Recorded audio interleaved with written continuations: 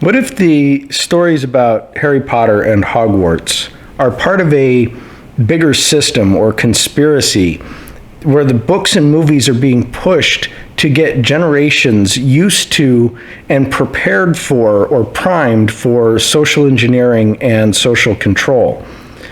And look at some of the themes that are going on within Hogwarts, and everyone is separated into these smaller and smaller groups. So they start off as, first you were part of the Muggles, and now you're part of this magical community. And so we have those two communities against one another. And then we have inside of Hogwarts, they get separated into their smaller groups, into their houses there.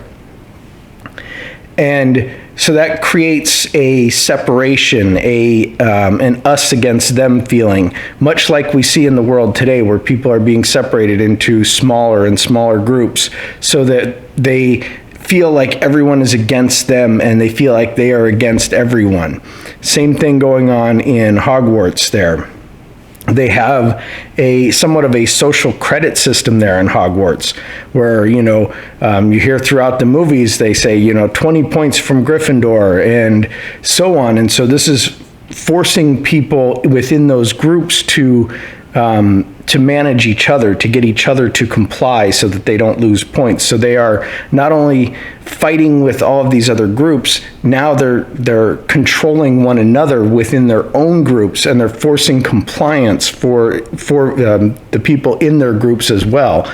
And everyone is afraid of being ostracized and losing access to that, in this case, that magical community. But in the case of your friends group or your political group or whatever group you might be in, you don't want to lose access to that. You don't want to be ostracized from that group and lose its resources.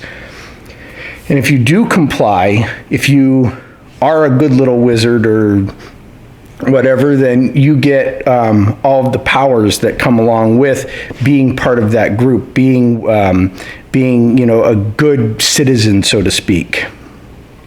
And there's even, in the movies, there's like magical secret prisons that people can be sent to, where they can just be snatched away and never seen from again, and you can't visit them. And some other themes. They're teaching people to get what they want by chanting things, in the case of Hogwarts, by doing incantations. But in the case of the real world, what we see is people doing a lot of chanting, and chanting is kind of a mind control, and it's a way to sort of be pushy, I guess you could say, into the will of other people, because that's how chants work. They kind of break that will down. And so these generations are being taught to get what you want.